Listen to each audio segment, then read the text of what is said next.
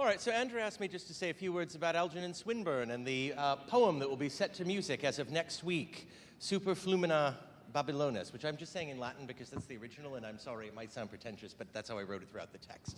So I'll just say a few words. There he is, by the way, when he's very young, painted by his friend Dante Gabriel Rossetti. And he's very young when he writes this, so actually that is the Swinburne that you should have in mind. Right. One could say that Algernon Swinburne was the quintessential Victorian, though not in the sense that that adjective usually connotes. He was born in 1837, the very year that Victoria first ascended to the throne. The scion of a minor gentry family, educated at Eton and Oxford, like other British gentlemen of his era, his intellectual inheritance sprung from two main fonts. On the one hand, the poetic and aesthetic sensibilities of classical Greece and Rome, and on the other, Christianity as interpreted by the Anglican Church in liturgy, music, and the King James Bible. And both of these influences, I think, are on full display in the poem that will be set to music next week, Super Flumina Babylonis. The poem was published in 1871 when Swinburne was 34. At that time, Swinburne was at the height of his fame, infamously mired in a louche lifestyle marked by alcoholic excess and sexual eccentricity. And if you want to know more about that, just Google him and you'll find out the details. We know all of this because Swinburne had become, in the popular press of his day, a sort of celebrated cultural anti-hero that has been a trope that we've often seen, though you don't really see many people like that at this particular moment, unfortunately. No matter the pursuits of his personal life, his mind in 1871 was focused mainly on events in one far-off place, the land that would become the nation of Italy very shortly. For centuries, aristocratic Northern Europeans like Swinburne had taken the grand tour through Italy, marveling at the remnants of Rome that made their own ancient Germanic inheritance seem rather paltry in contrast. Sorry to say.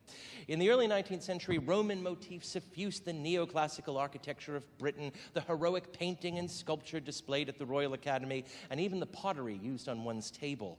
And by 1871, the year of the poem's publication, that ancient land was in a restive state, in the final stages of a long war that began in the north in a struggle against the Austrian Empire and which came to engulf the entire peninsula.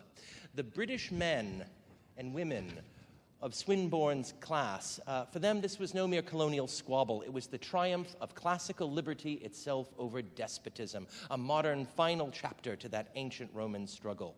And our poem juxtaposes that struggle with two biblical motifs that are quite appropriate for Palm Sunday.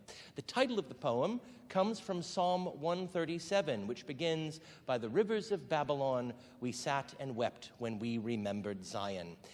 It is, like many of the Psalms, obviously, a lamentation on the subject of the Babylonian captivity, which for Swinburne was the perfect metaphor for Italy.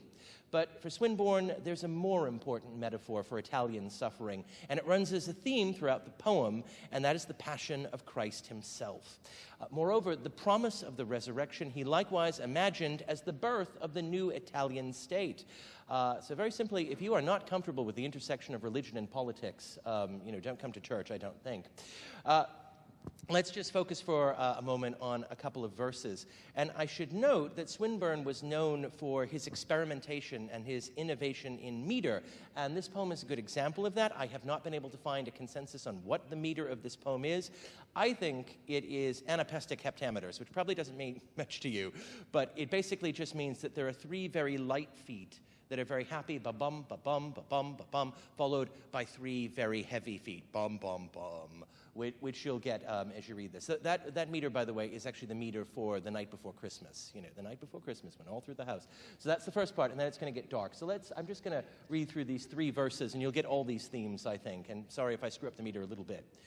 Lo, the grave clothes of Italy that are folded up in the grave's gloom, and the guards as men wrought upon with a charmed cup, by the open tomb, and her body most beautiful, and her shining head, these are not here. For your mother, for Italy, is not surely dead, have you no fear. As of old time she spoke to you, and you hardly heard, hardly took heed. So now also saith she to you, yet another word, who is risen indeed. And that one's a little bit happier. It has an extra syllable.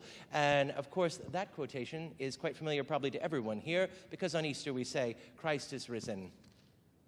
Christ is risen indeed. And for Swinburne, shortly after the publication of this poem, Italy was likewise risen indeed. For the revolution proved successful at the end of that year. She became a new nation. And I think in the Easter season, and as a church that is committed to social justice and can often feel like we are engaged in struggles that will have no end, that we will never bring the kingdom of God to the world, we would do well next Sunday to heed Swinburne's life lesson. For the title of the book from which this poem was taken was called Songs Before Sunrise. And Italy had suffered long. It got its sunrise. Swinburne was alive to see it. And as Christians in the midst of Lent, we should always remember that the dawn will likewise shortly break. And I hope to hear all about that auditory sunlight next week.